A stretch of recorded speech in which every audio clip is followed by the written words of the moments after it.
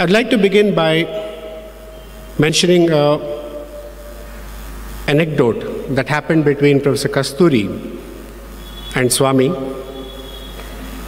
As we all know, Bhagwan used to make several trips to all over the country, various parts of this country. One of the trips that he made was to the holy land of Varanasi, North India. So Professor Kasturi was one of those people who was selected, and he was told, Kasturi, get ready, I'm taking you to Varanasi with me. And Professor Kasturi was so thrilled. Now, for all Hindus, Varanasi is one of the holiest of places. It's like a lifetime ambition to go to Varanasi, to be able to have a dip in the holy Ganges, have the darshan of Lord Shiva, visit the temples. It's a very holy land, and every Hindu would like to go there. So Professor Kasturi was very excited.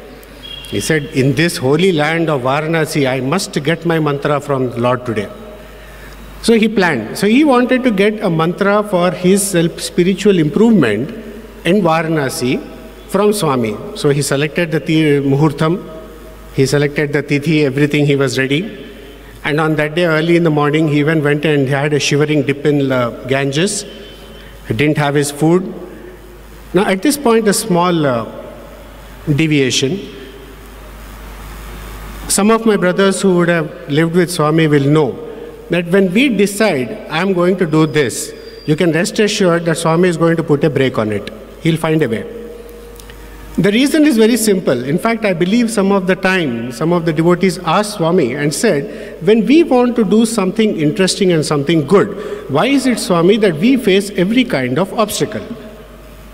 And then Swami drew an analogy and he said, see, when you plant a fruit-giving tree, no fruit-giving tree will come up and grow just like that. Every fruit-giving tree takes a long time to grow.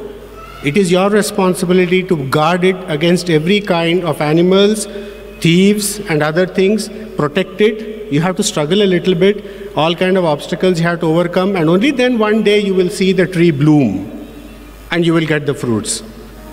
So Mancha Sankalpam, that means a good thought when it crosses your mind, God will test you in every way. He will test you in every way basically to see how strong we are, how determined we are to continue with our pursuit. Swami, being the Jagat Guru, being her loving mother and father, our Guru, everything, he is definitely not going to leave such a chance. So when Professor Kasturi had a shivering dip of bath, he said, I'm going to fast the whole day. I'm going to wait till Swami is going to give me the mantra, and then I'm going to start my prayers. Until then, I'm going to fast. Now begins the drama. Breakfast came, and Swami asked for Professor Kasturi to be made sit next to him. Now this is a tricky situation. How would you escape? Everybody is eating, Swami is eating, Professor Kasturi can't eat. Because he has decided, I'm going to fast. So Swami observed from the corner of his eye, didn't tell anything. So Professor Kasturi fasted. Lunchtime came, still no mantra appeared.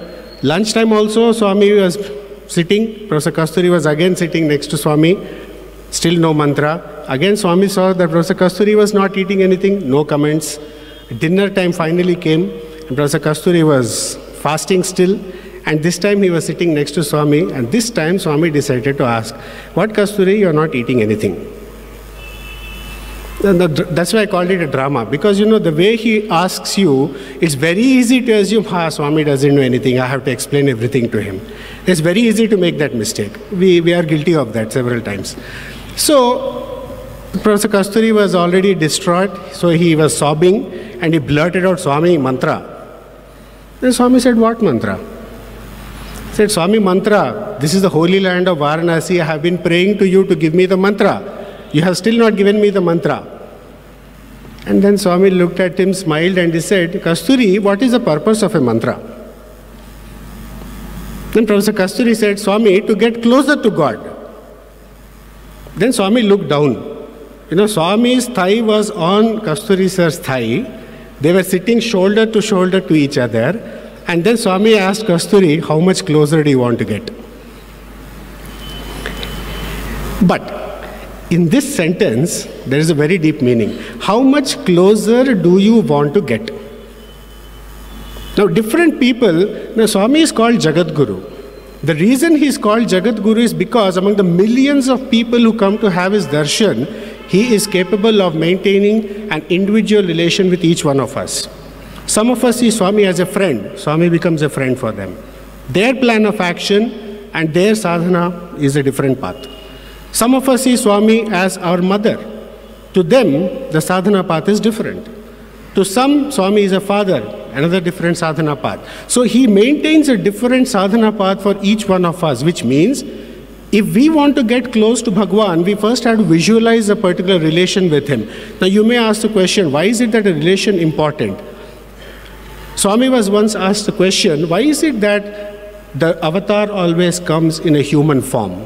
And Swami very jocularly said, if the avatar would have come, let us say, like an animal, or like a Sankachakra Gadadhari with 4 arms and Gadha and mace and everything, you would have put me in the museum.